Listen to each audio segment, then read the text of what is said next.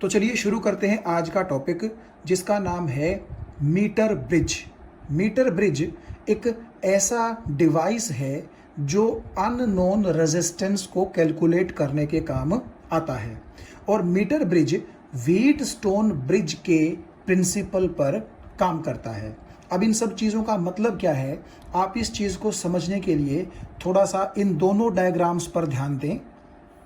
आप देखिए, ये जो ऊपर मैंने डायग्राम बना रखा है, अगर मैं थोड़ा सा आपको इस कागज़ को सेट करके दिखाने की कोशिश करूं तो ये देखिए, ये जो डायग्राम बना रखा है ये है व्हीट स्टोन ब्रिज का सर्किट। और इसको हम पहले भी पढ़ चुके हैं कि किन किन पॉइंट्स के बीच में कौन से रेजिस्टेंसेस बंधे हुए हैं, कौन सा पॉइंट बैटरी के पॉजिटिव टर्मिनल से और कौन सा पॉइंट बैटरी के नेगेटिव टर्मिनल से जुड़ा है, गैल्वेनोमीटर कहाँ जुड़ा है, और मैंने बात की थी जैसे नल डिफ्लेक्शन कंडीशन की, वो क्या होती है, वो सब हम इस सर्किट के बारे में पढ़ चुके हैं। और वहाँ मैंने आपको ये बताया था कि जैसे ही गैल्वेनोमीटर जीरो डिफ्लेक्शन शो करता है तो उस वक्त एक कंडीशन यहाँ सेटिस्फाई होती थी कि P/Q R/S के बराबर होता था। और इन चारों में से अगर हमें 3 रेजिस्टेंसेस नोन हो तो अगर चौथा अननोन है तो वो अननोन रेजिस्टेंस फाइंड आउट किया जा सकता है। ये जिक्र हम पिछले वीडियो में कर चुके हैं। अब आप जरा ध्यान से अगर देखें, इस सर्किट की प्रैक्टिकल फॉर्म मैंने नीचे ड्रॉ की है और जो ये डायग्राम है इसको बोलते हैं मीटर ब्रिज। मीटर ब्रिज किस लिए? पहली बात तो अगर आप यहां ध्यान से देखें, ये आपको एक स्केल जैसा स्ट्रक्चर नजर आ रहा होगा।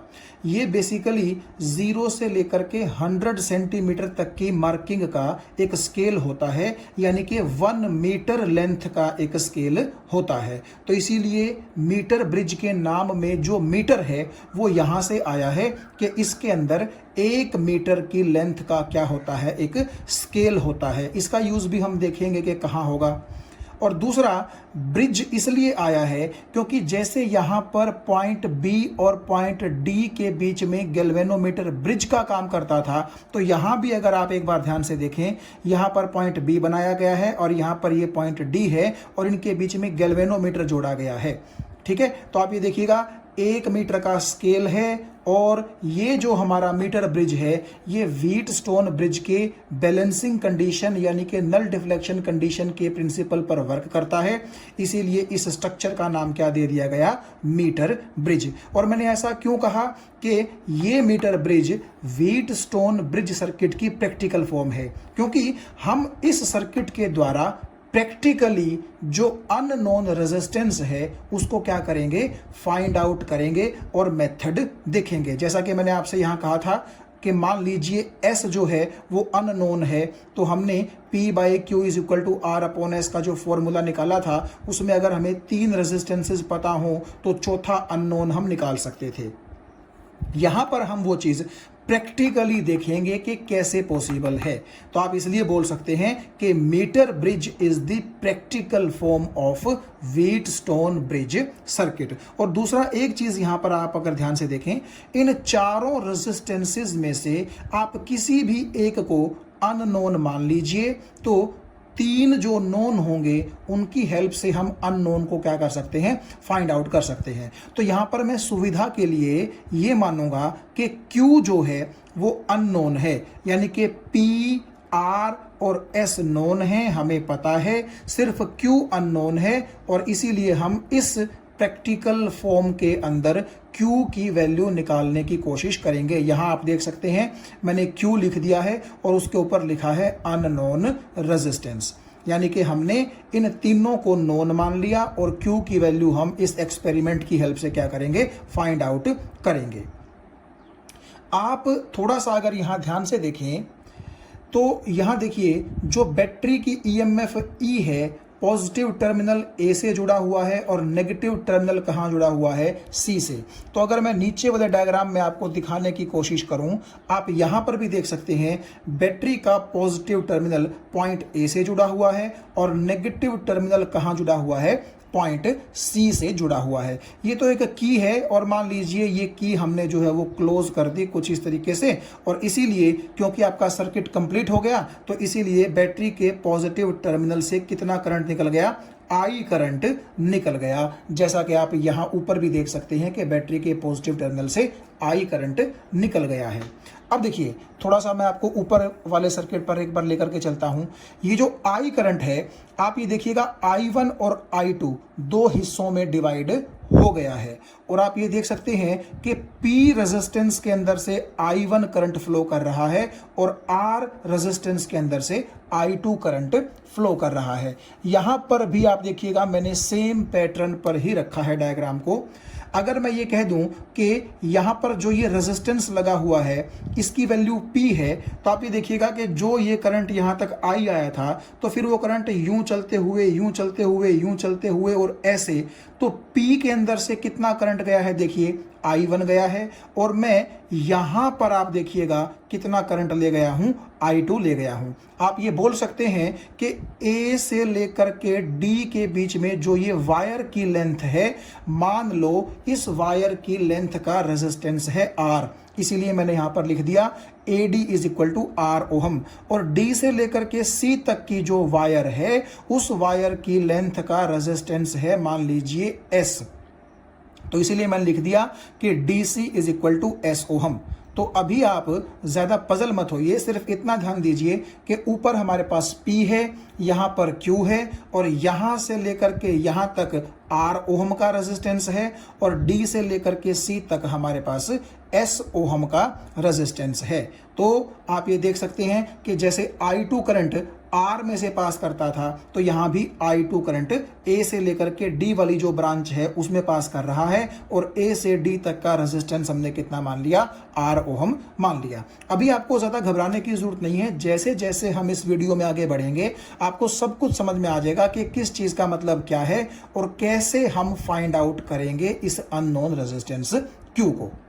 तो अगर हम देखें इसको थोड़ा सा मैं नीचे ले आता हूं, कुछ इस तरीके से आप देखिएगा, ये जो पॉइंट A है आप यहां देख सकते हैं A से लेकर के C के बीच में एक ये वायर बांध रखी है, और ये वायर जो है आपकी मान के चल लीजिए कि 100 सेंटीमीटर लेंथ की है, यानी कि 1 मीटर लेंथ की है, और इस वायर की लेंथ को बेसिकली मेजर करने के लिए ही ऊपर क्या लगाया गया है, स्केल लगाया गया है। आप आगे देखेंगे कि हम इस स्केल का यूज करके बैलेंसिंग लेंथ मेजर करेंगे। अब ये भी आपको आगे ही समझ में आ जाएगा कि बैलेंसिंग लेंथ जो है वो होती क्या है। और ऊपर की तरफ आप अगर ध्यान से देखें, अब हम इस स्ट्रक्चर के बारे में जो है वो बात करेंगे। अभी तो मैंने आपको बता दिया कि ऊपर के स्ट्रक्चर जैसा ही है नीचे का स्ट्रक्चर, जस्ट अब हम इसकी पूरी जो है डिटेल्ड स्टडी करेंगे कि इस सर्किट के अंदर क्या क्या चीज़ है और कहाँ कहाँ है।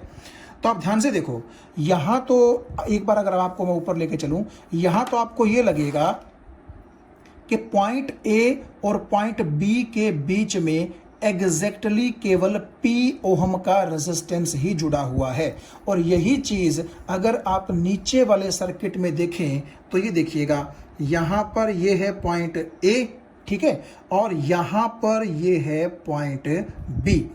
तो यहाँ आपको ऐसा लगेगा कि A से लेकर के और ये जो ऊपर वाला रास्ता है B तक का, तो इनके बीच में तो P रेजिस्टेंस तो जुड़ा ही जुड़ा हुआ है, उसके साथ में ये मोटी सी एक मेटेलिक स्ट्रिप भी है जो मैंने यहाँ लिखी है। ये मेटल की बनी हुई एक पत्ती है जिसको मैं क्या बोल रहा हूँ, मेटेलिक स्ट्रिप। और आप यहाँ से यहाँ भी देख सकते हैं, इस पॉइंट से लेकर के इस पॉइंट के बीच में भी एक मेटेलिक स्ट्रिप आपको नजर आ रही है। तो कई बच्चे ऐसा सोच सकते हैं कि जी यहाँ से लेकर के फिर यहाँ से लेकर के फिर यहाँ से लेकर के, ठीक है, इस मेटेलिक स्ट्रिप का भी तो कुछ ना कुछ रेजिस्टेंस होगा, प्लस इस मेटेलिक स्ट्रिप का भी क्या होगा, कुछ ना कुछ रेजिस्टेंस होगा, और ये रेजिस्टेंस और P रेजिस्टेंस और ये वाला रेजिस्टेंस हमें ऐसा लगता है कि सीरीज में है। तो कई बच्चे ऐसा सोच सकते हैं कि A से लेकर के और B के बीच में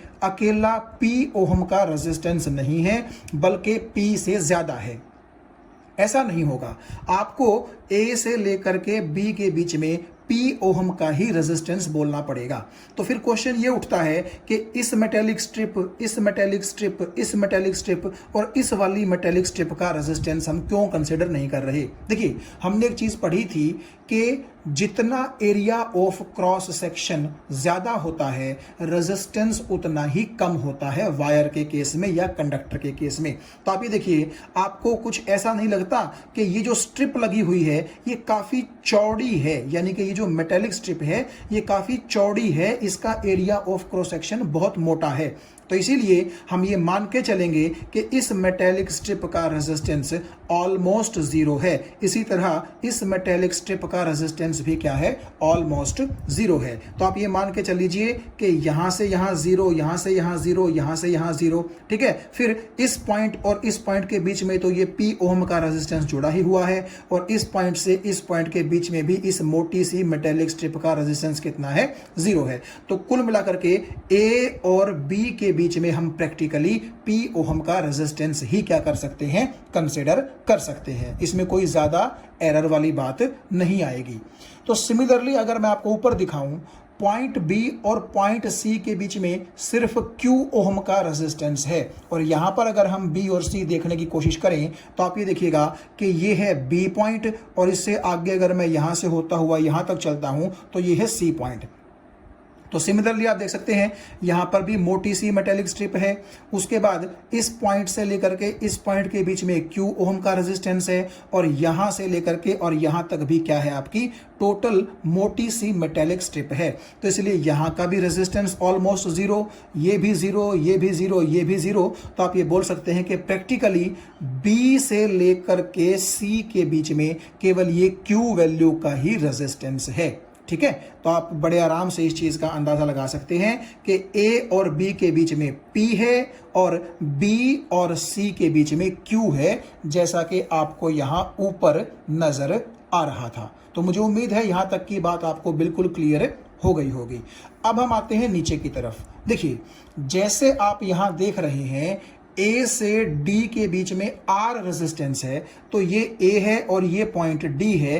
तो यहां से लेकर के यहां तक जो ये वायर है इसका तो रेजिस्टेंस हम नेग्लेक्ट नहीं कर सकते भाई, जैसे हमने मोटी सी मेटेलिक स्ट्रिप का रेजिस्टेंस नेग्लेक्ट किया था। लेकिन आप यहां देखिए, इस वायर का एरिया ऑफ क्रॉस सेक्शन तो इस मेटेलिक स्ट्रिप के मुकाबले बहुत ही कम है, तो इसलिए यहां से लेकर के यहां तक जो ये वायर है इसका रेजिस्टेंस मैं मान लेता हूं R। तो जैसे A से D के बीच में R है, यहां पर भी A से D के बीच में जितनी भी वायर की लेंथ है तो कुछ ना कुछ तो इस लेंथ का रेजिस्टेंस होगा ना, हम वो मान लेते हैं R। सिमिलरली D से C आप देखिए S रेजिस्टेंस है, तो यहां भी D से लेकर के C के बीच में जो ये वायर है जितनी भी लेंथ है इसका रेजिस्टेंस हमने कितना मान लिया, S। यानी कि A से D R है जो कि यहां लिख दिया, D से C S ओहम है जो कि मैंने यहां पर लिख दिया। और जैसे आपने ऊपर देखिए ध्यान से, आप B से D के बीच में आपने ये गैल्वेनोमीटर कनेक्ट कर दिया था, तो यहां भी आप ध्यान से देखिएगा,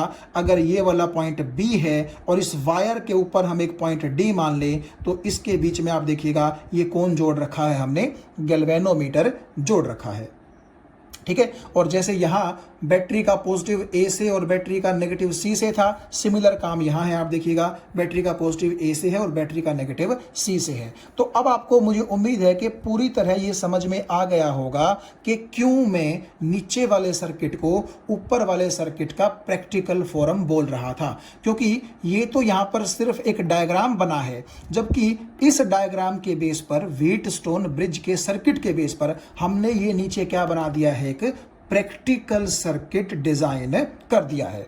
तो अब हमारा एम क्या रहेगा वो ध्यान से सुनिए।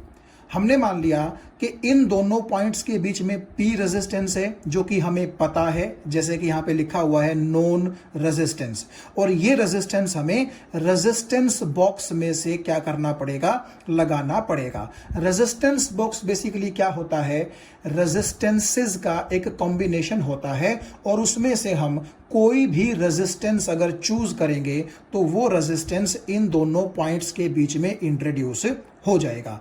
जबकि इन दोनों पॉइंट्स पॉइंट्स के बीच में जो रेजिस्टेंस Q है हमने उसको मान लिया अननोन। तो ये हमें पता है लेकिन ये हमें पता नहीं है। सिमिलरली इन दोनों पॉइंट्स के बीच में हमने मान लिया रेजिस्टेंस R और इन दोनों पॉइंट्स के बीच में हमने मान लिया रेजिस्टेंस S।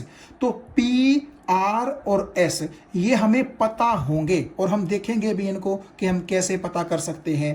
तो इन तीनों का यूज करके हम क्या करेंगे, इस चौथे अननोन रेजिस्टेंस को क्या कर लेंगे, कैलकुलेट कर लेंगे। यानी कि यहां पर वही कंडीशन लगेगी P/Q is equal to R upon S। लेकिन ये कंडीशन लागू तभी होगी, आप जानते हैं, जब ये वाला गैल्वेनोमीटर क्या कर देगा, हमें जीरो डिफ्लेक्शन शो कर देगा। तो अब हम क्या करते हैं, उसी कंडीशन पर धीरे धीरे चलते हैं कि इस नीचे वाले सर्किट में जीरो डिफ्लेक्शन कंडीशन कैसे लेकर के आए।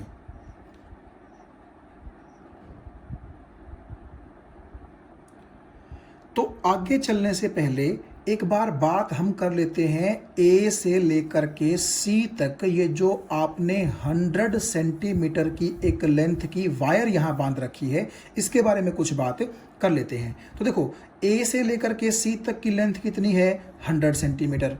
और आप ये मान लीजिए कि A से लेकर के D तक की लेंथ है L, तो ADL हो गई। तो नेचुरली D से C तक की लेंथ कितनी हो जाएगी, 100 माइनस L हो जाएगी।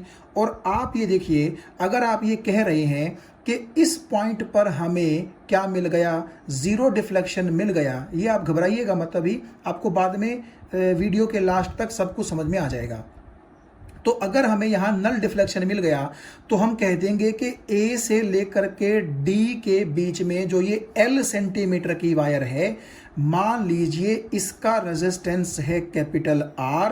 तो D से लेकर के C तक जो ये वायर की लेंथ है DC, जो कि बेसिकली 100 माइनस L सेंटीमीटर है, मान लीजिए इसका रेजिस्टेंस है S। तो सबसे पहले हम ये बात कर लेते हैं कि ये R और S हम कैसे फाइंड कर सकते हैं। तो देखिए, इसके लिए मैं आपको एक तरीका बताता हूं। आपने ये मान लिया कि यहां से लेकर के यहां तक ये जो पूरी वायर है, मान लो 1 मिनट के लिए कि इसकी लेंथ है कैपिटल L और इस पूरी वायर का रेजिस्टेंस है स्मॉल r। तो आप क्या कहोगे कि पूरी की पूरी L लेंथ का रेजिस्टेंस कितना है, स्मॉल r।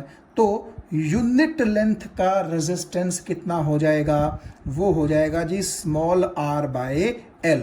और आप एक बार ध्यान से देखिएगा कि यहां से लेकर के यहां तक हमने लेंथ कितनी मानी है, स्मॉल l। तो स्मॉल l लेंथ का रेजिस्टेंस कितना हो जाएगा, तो यहां आप स्मॉल l को मल्टीप्लाई कर दीजिए, ठीक है। यानी कि कैपिटल L लेंथ तो आपने पूरी की पूरी वायर की मानी थी, तो उतनी वायर का रेजिस्टेंस R है, स्मॉल r। तो यूनिट लेंथ का हो जाएगा स्मॉल r बाय L। तो ये जो यहां से लेकर के यहां तक स्मॉल l लेंथ है, तो इसका रेजिस्टेंस हो जाएगा ये जो हमारा मैथमेटिकल एक्सप्रेशन है इससे। और क्योंकि हमने इस स्मॉल l लेंथ की वायर का रेजिस्टेंस कैपिटल R माना है, तो इसका मतलब ये बेसिकली हमारे पास क्या आ गई, कैपिटल R की वैल्यू आ गई। अब एक चीज और देखो ध्यान से आप कि कैपिटल L लेंथ का रेजिस्टेंस R है, तो यूनिट लेंथ का कितना हो जाएगा, R बाय L। ये चीज आपको समझ में आ गई होगी। तो D से लेकर के C तक लेंथ कितनी है, 100 माइनस L है ना। तो 100 माइनस L का जो रेजिस्टेंस है वो कितना हो जाएगा, उतनी लेंथ का। तो आपका यहां मल्टीप्लाई कर दीजिए आप 100 माइनस L, तो वो कितना हो गया, small r by capital L into 100 minus small l। और क्योंकि यही चीज आपने S बोली है, तो आप इसको क्या लिख सकते हैं, S के बराबर लिख सकते हैं। ये बात आपको ध्यान में आ गई होगी, समझ में आ गई होगी। तो अब अगर आप R अपॉन S का रेशो यहां लें, ध्यान से देखिएगा, R अपॉन S का रेशो, तो R की वैल्यू है जी small r by capital L into small l। और S की वैल्यू आप यहां देख सकते हैं small r by capital L और इंटू 100 माइनस L। तो ये आप देखिए दोनों चीजें आपस में कट गई। इसका मतलब ये है कि आपका R अपॉन S किसके बराबर आ गया, L divide by 100 minus L। तो इसीलिए कई बार हम बोल देते हैं कि जितने सेंटीमीटर एल है उतना ही ओहम आर होगा, और जितना सेंटीमीटर 100 माइनस एल है उतना ही आपका ओहम में कौन होगा, एस होगा। यानी कि मेरा कहने का मतलब ये है कि मान लीजिए मैंने कहा कि एल जो है वो 30 सेंटीमीटर है। सपोज कीजिए यहां से लेकर के यहां जो मैंने एल लेंथ बोली है, चलो आप इसके अकॉर्डिंग देख लो, कोई बात नहीं। वैसे यहाँ पर तो अप्रोक्सीमेटली 50 के आसपास आ रही है, लेकिन समझने के लिए चलो मैं बोल लेता हूँ कि ए से लेकर के डी तक की लेंथ जो एल है, मान लीजिए वो 30 है, तो इसका मतलब है अगर ये 30 है तो ये कितनी बच गई, 70 बच गई। तो एल की जगह जब आप 30 रखेंगे तो 30 की जगह आप रख दीजिए 30 ओहम, तो नेचुरली 100 माइनस एल होगा आपका क्या, 70, तो वो आप रख दीजिए 70 ओहम। अब कई बच्चे सोचेंगे जी ये तो लेंथ है, ओहम में क्यों रख रहे हो, तो कोई बात नहीं भाई, आप ऐसा करो सेंटीमीटर में लिख लो। 30 ओहम की जगह लिख लो आप 30 सेंटीमीटर, और यहां आप 100 माइनस एल जो कि आपका 70 सेंटीमीटर आया था वो आप लिख लो 70 सेंटीमीटर। तो क्योंकि देखो सेंटीमीटर से सेंटीमीटर कट ही जाना है, तो रेशियो तो आपके पास कितना रहेगा, 30/70, या आप कह लो 3:7। ये बात सही है। और क्योंकि आपका 3:7 R/S के बराबर है, तो ये तो रेजिस्टेंसेस है ना, तो इसीलिए आप क्या बोल सकते हो, 3 को 3 ओहम बोल दोगे तब भी कोई दिक्कत नहीं है, और 7 को 7 ओहम बोल दोगे तब भी कोई दिक्कत नहीं है। इसीलिए आप इनको शुरू में ओहम लिखें या सेंटीमीटर लिखें, कोई दिक्कत नहीं है। यहां से आपको एक चीज समझ में आ गई होगी कि एल जितना सेंटीमीटर होगा उतना ही ओहम आप आर बोल सकते हैं, और 100 माइनस एल जितना सेंटीमीटर होगा उतना ही ओहम आप एस बोल सकते हैं, क्योंकि अल्टीमेटली ऊपर से नीचे वाली चीज जो है वो कैंसिल ही हो जाएगी। तो चाहे ओहम ओहम हो या सेंटीमीटर सेंटीमीटर हो, वो होंगे तो कैंसिल ही, और अल्टीमेटली जो लास्ट में आपके पास बचेगा वो R/S का रेशियो ही बचेगा। इसीलिए आप बोल सकते हैं कि आर भी रेजिस्टेंस है, एस भी रेजिस्टेंस है, तो उनका जो रेशियो है नेचुरली वो किस में लिख देंगे हम, 3 ओहम बाय 7 ओहम। ठीक है, तो इस तरह से आप लिख सकते हैं। तो R/S आपने फाइंड कर लिया, आप देखिएगा ध्यान से, ठीक है। और P यहां से आपको पता चलेगा ही चलेगा, क्योंकि रेजिस्टेंस बॉक्स के अंदर मार्किंग होती है कि आप कितने ओम का रेजिस्टेंस इंट्रोड्यूस कर रहे हैं। तो R/S आपको पता है और P आपको पता लग जाएगा यहां से। तो जब हम लिखेंगे कि P/Q = R/S, तो आप देखो P हमें मालूम है और R/S की रेशियो हमें मालूम है, तो Q यहां से आराम से निकल सकेगा। तो आप कुल मिलाकर के ये ध्यान रख सकते हैं कि जब हम बैलेंसिंग लेंथ निकालेंगे तो यहां से लेकर के और यहां तक जितने सेंटीमीटर की लेंथ आएगी उतने ही ओहम का हम रेजिस्टेंस बोल देंगे। तो वो हो जाएगा R, यहां से निकल जाएगा S। तो बैलेंसिंग कंडीशन का यूज करके हम इस अननोन रेजिस्टेंस की वैल्यू निकाल सकते हैं।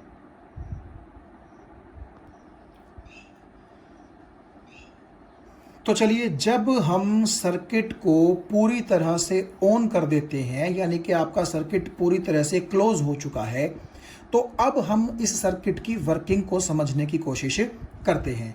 और उससे पहले आप एक ये चीज़ देखिएगा कि A से लेकर के C के बीच में जो ये 100 सेंटीमीटर यानी कि 1 मीटर की लेंथ की वायर आपने डाली है, ये वायर हम कॉन्स्टेंटन या फिर मैंगानिन मटेरियल से बनी हुई वायर का यूज करते हैं। यानी कि पॉइंट A से लेकर के C के बीच में जो ये वायर है, ये या तो कॉन्स्टेंटन मटेरियल की बनी हुई होती है या फिर मैंगानिन मटेरियल की बनी हुई होती है। अब कई सोचेंगे कि भाई और भी तो कंडक्टर हैं, उनको यूज हम क्यों नहीं करते।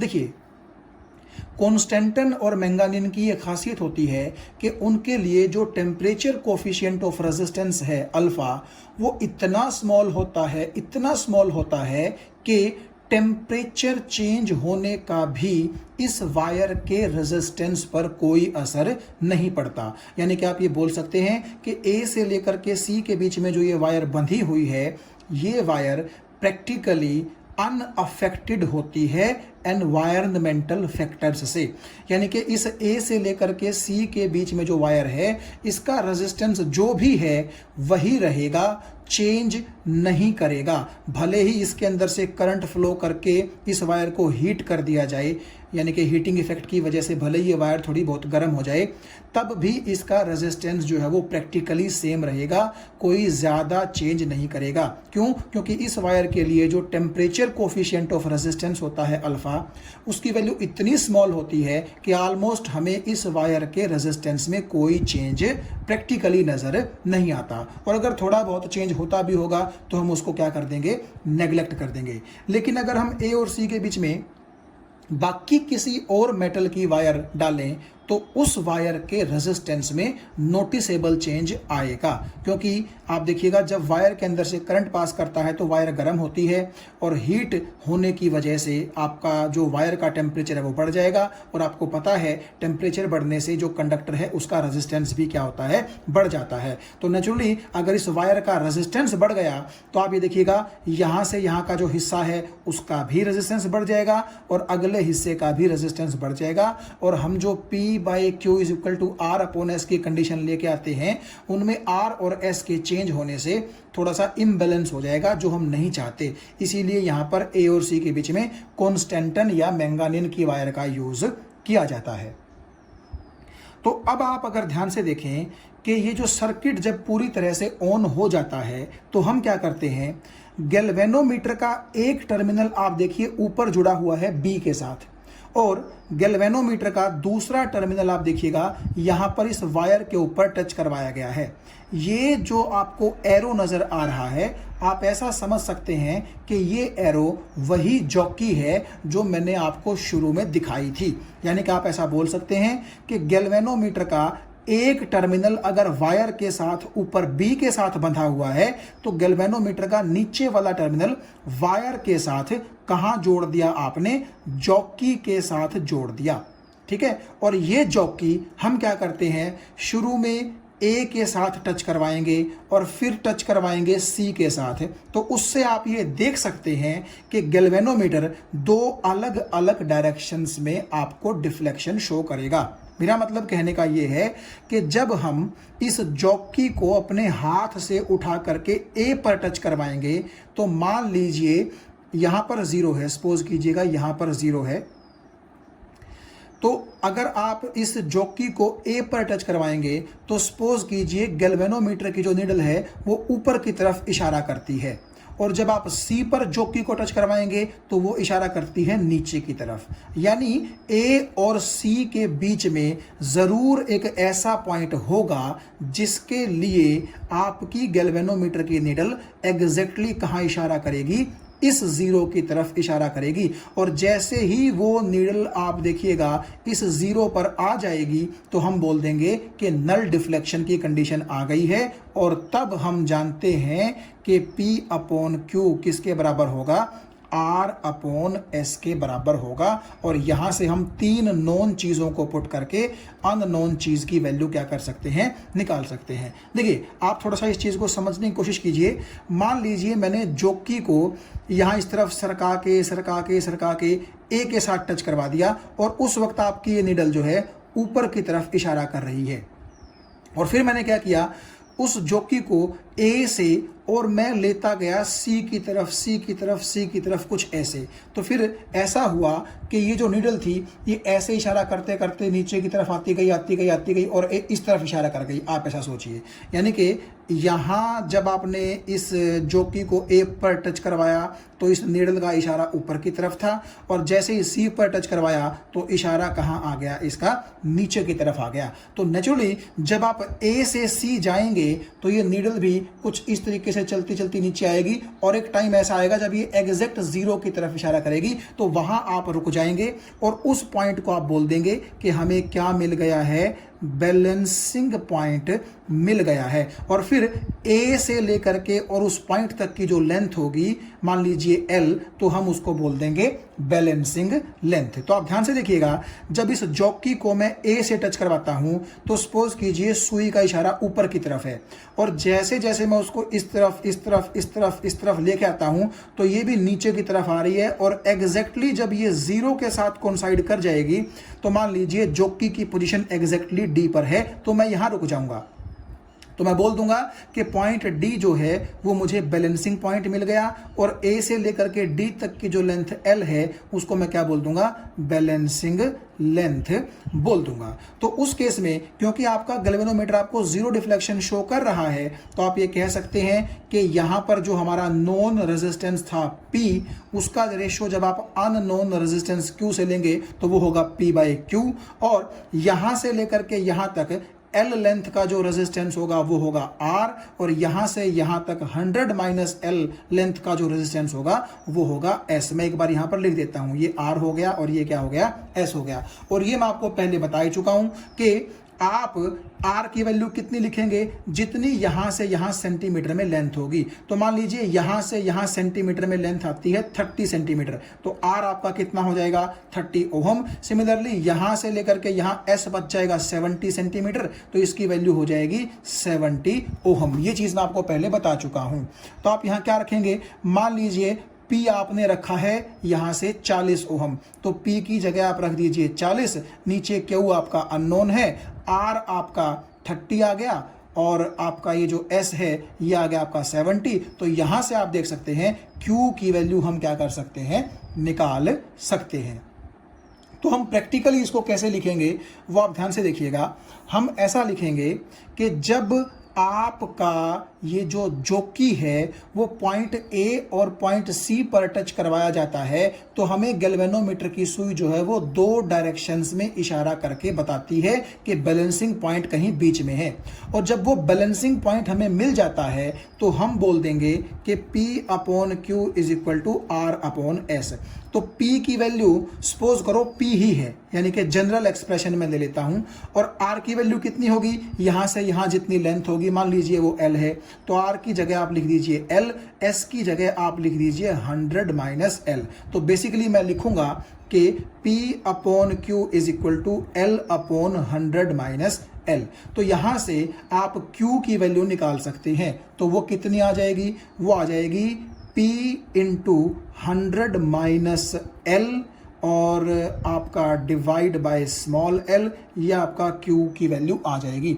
यानी कि यहाँ जब आप बैलेंसिंग लेंथ जितनी भी आपकी सेंटीमीटर है वो चीज़ जब आप यहाँ रख देंगे तो आपको यहाँ भी रखनी पड़ेगी। तो P आपको पता है, L आपको पता है, उस हिसाब से आपको सब चीज़ें पता हैं। तो इस एक्सप्रेशन में पुट करने के बाद आपके पास किसकी वैल्यू आ जाएगी, Q की वैल्यू आ जाएगी। तो अब आपको समझ में आ गया होगा कि ये स्केल किस काम आता है। ये स्केल इसी काम आता है कि हमें ये पता चल सके कि पॉइंट ए से कितनी दूर या कितने सेंटीमीटर दूर आपकी बैलेंसिंग लेंथ आई है। तो बैलेंसिंग लेंथ को मेजर करने के लिए ही ये स्केल जो है यहां पर लगाया जाता है। तो अब आपको ये चीज समझ में आ गई होगी कि किस तरह हमने इस अननोन रेजिस्टेंस Q को फाइंड आउट कर लिया है। और आप एक बार यहां देखिएगा कि ये जो P रेजिस्टेंस है यहां पर ये RB लिखा गया है। RB का मतलब है रेजिस्टेंस बॉक्स। और मैंने आपको पहले ही बताया था कि रेजिस्टेंस बॉक्स का मतलब होता है कि ये एक ऐसा बॉक्स होता है जिसके अंदर अलग अलग वैल्यू के रेजिस्टेंस जो है वो लगे हुए होते हैं, और इसकी वैल्यू 5, 10, 15 इस तरह से लिखी हुई होती है इनके ऊपर। तो आपने इन दोनों पॉइंट्स के बीच में आपने क्या करना है, रेजिस्टेंस बॉक्स का ये टर्मिनल आप यहां जोड़ दीजिए और ये टर्मिनल आप यहां जोड़ दीजिए। तो जिस भी वैल्यू के रेजिस्टेंस को आप बाहर निकाल लेंगे, बेसिकली इन दोनों पॉइंट्स के बीच में उतने ही ओहम का रेजिस्टेंस इंट्रोड्यूस्ड मान लिया जाएगा। तो ये आपको पता चल गया, और यहां से यहां L लेंथ आपको पता चल गई। तो इस फॉर्मूले में पुट करके आप अननोन रेजिस्टेंस Q को क्या कर सकते हैं, फाइंड कर सकते हैं।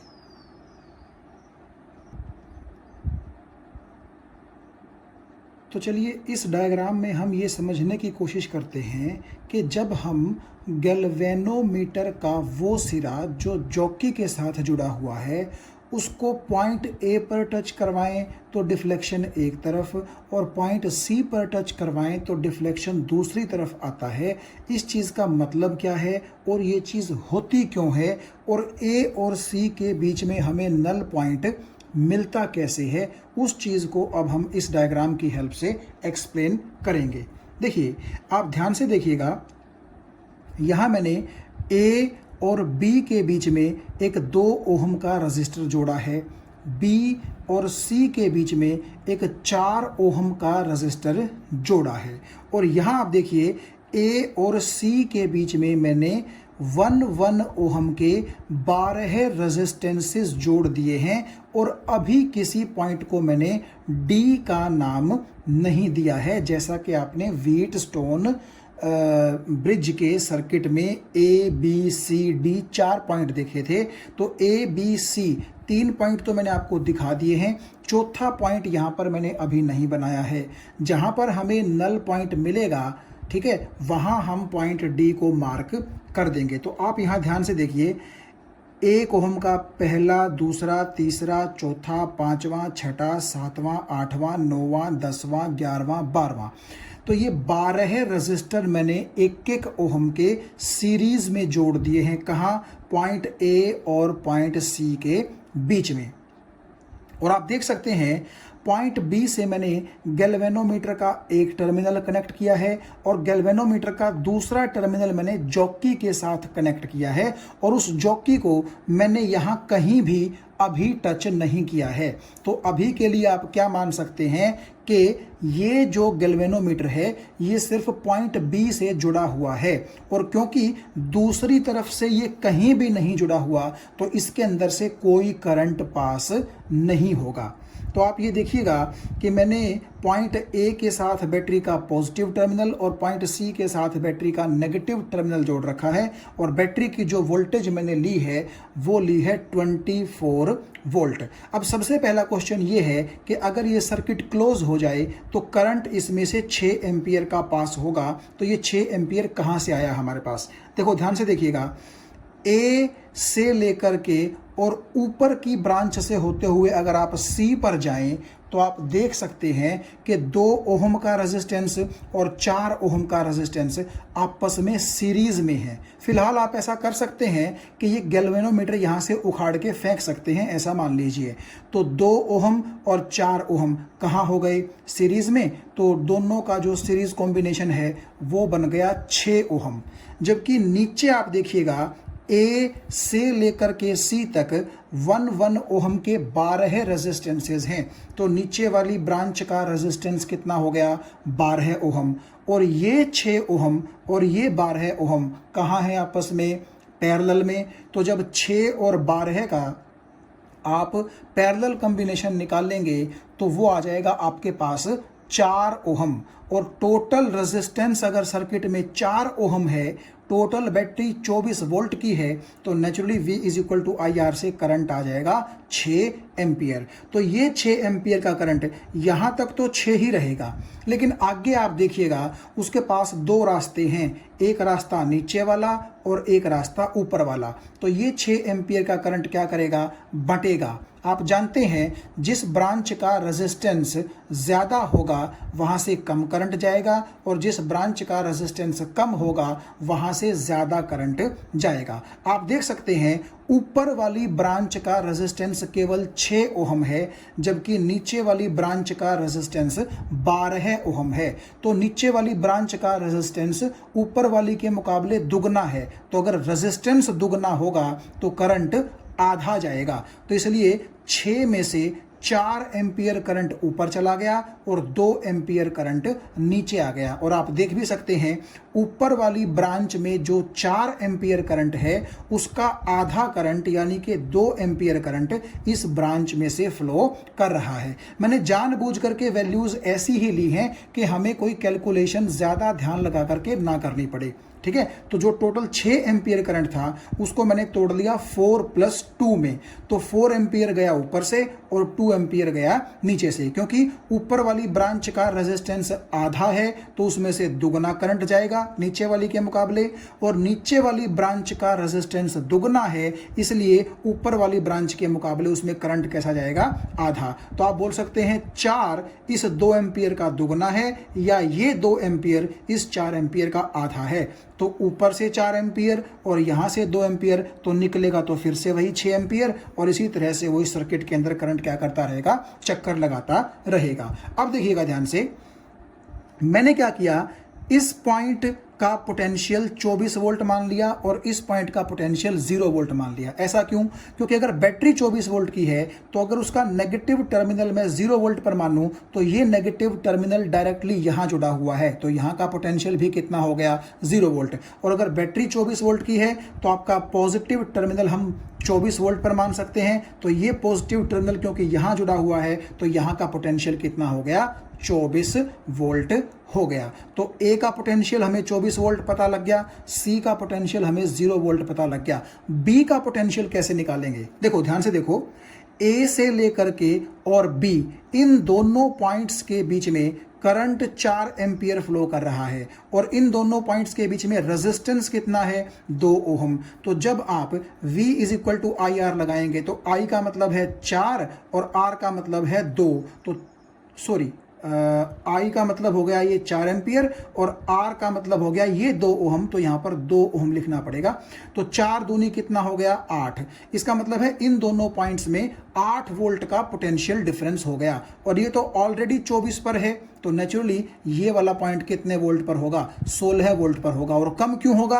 क्योंकि करंट यहाँ यू फ्लो कर रहा है तो मतलब ये हाई पोटेंशियल पर होगा और ये लो पोटेंशियल पर होगा। तो आप देख सकते हैं 24 में से जब आप 16 घटाएंगे तो वही 8 वोल्ट का पोटेंशियल डिफरेंस आपको मिल जाएगा। और यही 4 एम्पियर करंट आप देखिए बी से सी भी फ्लो करेगा, तो 4 × 4 16 है, तो इन दोनों पॉइंट्स में भी आप देख सकते हैं 16 वोल्ट का ही पोटेंशियल डिफरेंस है। सिमिलरली ये जो 12 रेजिस्टेंस लगे हैं 1-1 ओम के, तो आप ये देखिएगा इस पॉइंट का, इस पॉइंट का, इस पॉइंट का एंड सो ऑन, सभी पॉइंट्स का अगर मैं पोटेंशियल निकालना चाहूं तो कैसे निकाल सकता हूं? ध्यान से देखिए, नीचे वाली ब्रांच में केवल 2 एम्पियर करंट पास हो रहा है, तो आप ध्यान से देखो ये वाला जो पॉइंट है और ये वाला जो पॉइंट है इन दोनों के बीच में 1 ओम का रेजिस्टेंस है, तो R की जगह तो आपका आ गया 1 ओम। जबकि इस पॉइंट और इस पॉइंट के बीच में करंट 2 एम्पियर का है तो करंट आ गया 2 एम्पियर का। तो इन दोनों के बीच में पोटेंशियल डिफरेंस यानी कि V किसके बराबर हो जाएगा, I × R, यानी कि 2 × 1 2 वोल्ट का हो जाएगा। और ये ऑलरेडी 24 वोल्ट पर है तो ये कितने पर हो जाएगा, 22 पर। क्यों? क्योंकि करंट इस तरफ फ्लो कर रहा है तो मतलब ये हाई पर होगा और ये लो पर होगा। इसका मतलब है ये पॉइंट 2 वोल्ट कम होगा इसके मुकाबले, तो ये 22 पर होगा। सिमिलरली आप देखिएगा इस पॉइंट और इस पॉइंट के बीच में 1 ओम का रेजिस्टेंस है और इस पॉइंट और इस पॉइंट के बीच में 2 एम्पियर का करंट पास हो रहा है, क्योंकि इस पूरी ब्रांच से तो 2 एम्पियर का करंट ही पास होगा ना। तो इन दोनों पॉइंट्स के बीच में भी क्या होगा, 2 वोल्ट का पोटेंशियल डिफरेंस होगा। और क्योंकि ये हाई पर है ये लो पर है, करंट यूं चल रहा है, तो अगर ये 22 पर था तो ये 20 पर, ये 18 है, 16 है, 15 है, सॉरी 20, 18, 16, 14, 12, 10, 8, 6, 4, 2 और फिर 0। तो हमने पूरी की पूरी ब्रांच के अंदर अलग अलग पॉइंट्स का क्या निकाल लिया, पोटेंशियल निकाल लिया। अब हम उस चीज पर आते हैं। देखिए गैल्वेनोमीटर का एक टर्मिनल हमने B से कनेक्ट कर दिया, तो B कितने वोल्ट पर है, 16 वोल्ट पर, तो गैल्वेनोमीटर का ये टर्मिनल भी कितने वोल्ट पर आ जाएगा, 16 वोल्ट पर। अब देखो जॉकी को मैंने कहा था सबसे पहले आप A पर टच करके देखिए और फिर आप C पर टच करके देखिए, आपको डिफ्लेक्शन अपोजिट साइड में मिलेंगे। देखो जब आप जॉकी को टच करवाते हैं A पर तो नेचुरली जब जॉकी A को टच करेगी तो A का पोटेंशियल है 24, तो जॉकी वाले पॉइंट का यहां पोटेंशियल भी कितना हो जाएगा, 24। तो ये पॉइंट 24 वोल्ट पर, ये पॉइंट 16 वोल्ट पर, तो ये हाई पोटेंशियल पर है, ये लो पोटेंशियल पर, तो करंट कहां फ्लो करेगा, ऊपर की तरफ। इसीलिए आपकी सुई कहां डिफ्लेक्ट हो जाएगी, यूं ऊपर की तरफ डिफ्लेक्ट हो जाएगी। सिमिलरली अगर आप जॉकी को यहां और यहां टच करवाएंगे, ठीक है, तो हर बार आप देखिए यहां का पोटेंशियल 16 के मुकाबले ज्यादा होगा, इसीलिए आपको ये सुई कहां नजर आएगी, ऊपर। तो ये बात आपको समझ में आ गई होगी कि आप चाहे इस पॉइंट पर, चाहे इस पॉइंट पर, चाहे इस पॉइंट पर और चाहे इस पॉइंट पर, इन चारों पॉइंट पर अगर आप जोकी को टच करवाएंगे तो सुई का डिफ्लेक्शन आपको थोड़ा सा कहां नजर आएगा, ऊपर की तरफ नजर आएगा। अभी इसको छोड़ दीजिए, अब हम बात करते हैं कि मान लीजिए जोकी को मैंने टच करवा दिया सी पर, तो जोकी को जब आप सी पर टच करवाएंगे तो सी है 0 वोल्ट पर, तो टच करवाते ही यहां का पोटेंशियल भी कितना हो जाएगा, 0। अब देखो ये ज्यादा है और ये कम है, तो हाई से लो पोटेंशियल की तरफ करंट अगर नीचे चलेगा तो अब की बार सुई कहां आ जाएगी, आपकी नीचे की तरफ आ जाएगी।